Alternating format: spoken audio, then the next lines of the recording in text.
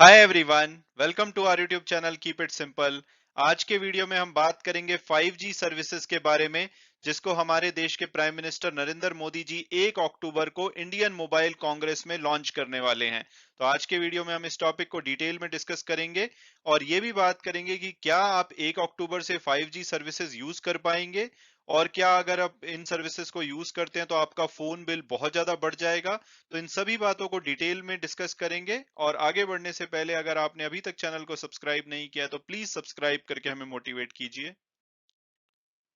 तो सबसे पहले अगर बात की जाए 5G स्पेक्ट्रम बिडिंग की, आपको याद होगा जुलाई महीने के अंत में जो भारत सरकार है उन्होंने 5G एयरवेव स्पेक्ट्रम की बिडिंग करी थी, और ओवरऑल जो भारत सरकार है उनको 1,50,000 करोड़ रुपए से भी ज्यादा बिडिंग ऑफर आई थी। यहाँ पर 72,098 मेगा हर्ट्ज स्पेक्ट्रम ऑफर किया गया था ऑक्शन में, और इसका 71% यानी कि 51,236 मेगा हर्ट्ज बेच दिया गया था बिडिंग के द्वारा। तो किस कंपनी ने सबसे ज्यादा स्पेक्ट्रम खरीदा था? तो जियो, जो मुकेश अंबानी जी की रिलायंस जियो है, वो सबसे बड़े बिडर निकल के आए थे 5G स्पेक्ट्रम ऑक्शन में। इन्होंने डिफरेंट जो एयर वेव्स लेंथ होती हैं उसका 24,740 मेगाहर्ट्ज का जो स्पेक्ट्रम है उसके लिए बिड किया था, और इसके लिए इन्होंने 88,078 करोड़ रुपए की बिडिंग लगाई थी। दूसरे नंबर पे एयरटेल रहा था, जिन्होंने 19,867 मेगाहर्ट्ज का स्पेक्ट्रम के लिए बिडिंग लगाई थी, और इसके लिए इन्होंने 43,084 करोड़ पे किए थे। तीसरे नंबर पे वोडाफोन आइडिया था, जिन्होंने सिर्फ 2,668 मेगाहर्ट्ज की बिडिंग करी थी, और जिसके लिए इन्होंने 18,784 करोड़ पे किए थे। और इसमें एक सरप्राइज एंट्री थी अदानी ग्रुप की, जिन्होंने 400 मेगाहर्ट्ज स्पेक्ट्रम जो कि 26 गीगाहर्ट्ज बैंड में था उसकी बिडिंग करी थी, यानी कि बहुत ही छोटा था, जो कि इन्होंने बोला था कि अपने कैप्टिव यूज के लिए, यानी कि जो अपनी कंपनीज में 5G यूज करना चाहते हैं उसके लिए इस स्पेक्ट्रम को यूज करेंगे। पब्लिक के लिए इसको अभी के लिए यूज करने का इनका कोई प्लान नहीं था। तो इन्होंने भी 212 करोड़ रुपए की बिडिंग करी थी इस स्पेक्ट्रम को हासिल करने के लिए। और अब अगर बात की जाए लेटेस्ट डेवलपमेंट की, तो जैसा कि आपको पता होगा जो हमारे प्राइम मिनिस्टर है नरेंद्र मोदी जी, इन्होंने अपनी इंडिपेंडेंस डे स्पीच में 5G के बारे में बात करी थी। और इन्होंने कहा था जो 5G सर्विसेज हैं ये जो इनके यूजर्स हैं उनको 10 गुना फास्टर स्पीड्स प्रोवाइड करेंगी, और भारत में बहुत ही जल्दी स्टार्ट की जाएंगी। और इन्होंने ये भी बोला था कि जो भारत के गांव हैं वहां पे भी ऑप्टिकल जो फाइबर है उसका एक्सेस दिया जाएगा, और रिमोटेस्ट जो पार्ट है भारत का, यानी कि छोटा छोटा जो गांव है वहां पर भी इंटरनेट बहुत ही जल्दी पहुंच जाएगा। तो इसी को आगे बढ़ाते हुए अब ऐसा सुनने में आ रहा है कि जो नरेंद्र मोदी जी हैं वो 5G सर्विसेज को इनॉग्रेट करेंगे भारत में। ये इनॉग्रेट किया जाएगा इंडियन मोबाइल कांग्रेस, जो कि प्रगति मैदान में 1 अक्टूबर से स्टार्ट होनी है। तो ये इंडियन मोबाइल कांग्रेस क्या है? तो इंडियन मोबाइल कांग्रेस अपने आप को क्लेम करते हैं कि लार्जेस्ट टेलीकॉम मीडिया और टेक्नोलॉजी फोरम यानी कि एग्जीबिशन है एशिया का। इसको जॉइंटली ऑर्गेनाइज किया जा रहा है डिपार्टमेंट ऑफ टेलीकम्युनिकेशन और cellular operator association of India, जो कि इसको ऑर्गेनाइज किया जाएगा 1 से 4 अक्टूबर के बीच में प्रगति मैदान में, जो कि न्यू दिल्ली में है। इससे पहले जो हमारे इलेक्ट्रॉनिक और इंफॉर्मेशन टेक्नोलॉजी मिनिस्टर अश्वनी वैष्णव जी हैं, इन्होंने बोला था कि भारत पूरी तरह से 5G के लिए रेडी हो रहा है, और अक्टूबर से जो 5G की सर्विसेज हैं वो भारत में शुरू कर दी जाएंगी। तो उसी की तरह से जो इन्होंने बोला था 5G सर्विसेज अक्टूबर में भारत में आने वाली हैं।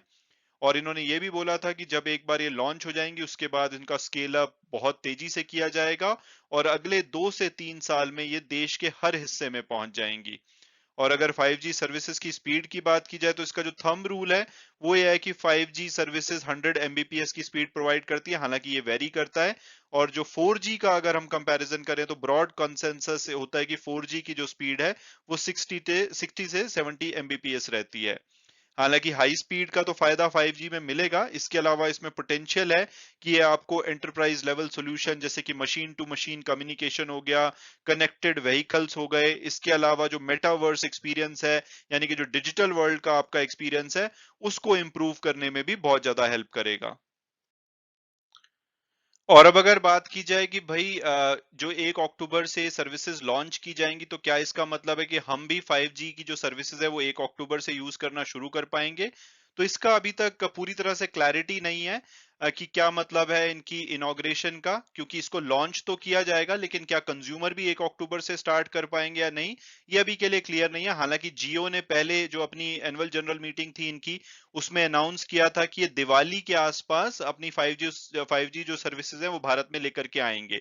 तो दिवाली जो अक्टूबर के एंड में है, तो ज्यादा ज्यादा अक्टूबर के महीने में ही आपको ये सर्विसेज मिलती हुई दिखाई देंगी, यानी कि अक्टूबर में हो सकता है कि 1 अक्टूबर को ना आप यूज कर पाए, लेकिन सम टाइम इन अक्टूबर आप इन सर्विसेज को यूज कर पाएंगे। और इसके अलावा रिलायंस जियो ने यह भी बोला था कि ये स्टैंड अलोन 5G सर्विसेज के साथ रेडी है। स्टैंड अलोन का मतलब ये है कि जो इनका एग्जिस्टिंग 4G टावर का नेटवर्क है उसको यूज नहीं किया जाएगा 5G के लिए, इसके लिए डेडिकेटेड इंफ्रास्ट्रक्चर रेडी किया जाएगा।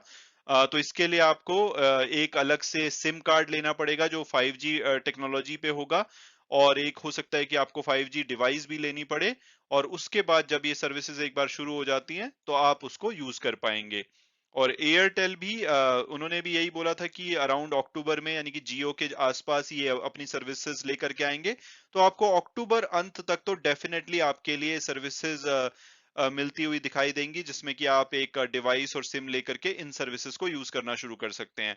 हालांकि वोडाफोन आइडिया ने अभी तक कोई प्लान नहीं बताया है कि भाई ये सर्विसेज कहाँ लेकर के आएंगे, क्योंकि इन्होंने काफी कम स्पेक्ट्रम लिया है। तो ये बहुत ही रिमोट, आई मीन बहुत ही कम एरियाज में अपनी सर्विसेज को शुरू करने वाले। तो मेनली इसमें जियो और एयरटेल ही आपको बड़े प्लेयर दिखाई देंगे। और अब अगर बात की जाए कि भाई 5G के जो प्राइसेस हैं वो क्या रहने वाले हैं, तो इकोनॉमिक टाइम्स का एक रीसेंट रिपोर्ट थी जिसमें सजेस्ट किया गया था कि बहुत हद तक जो 4G प्लान्स हैं, जैसे कि जो आप 4G के लिए अभी रेट देते हैं मंथली बिल का, वही 5G के लिए भी रहने वाला है, क्योंकि शुरू में ये मास अडॉप्शन चाहते हैं 5G का कंट्री में, कि लोग ज्यादा से ज्यादा 5G सर्विसेज को यूज करें। तो ये बिल को सेम रखने वाले हैं। हालांकि कितनी इसमें सच्चाई होगी आने वाले टाइम में देखना होगा, बट पूरी उम्मीद है कि जो आपका बिल है वो मोटा मोटी सेम ही रहेगा, और आप फास्टर 5G सर्विसेज को अक्टूबर से यूज कर पाएंगे। मैं उम्मीद करता हूं कि आपको ये वीडियो पसंद आया होगा और आपने कुछ नया जाना होगा। Thanks so much for watching the video and God bless you all.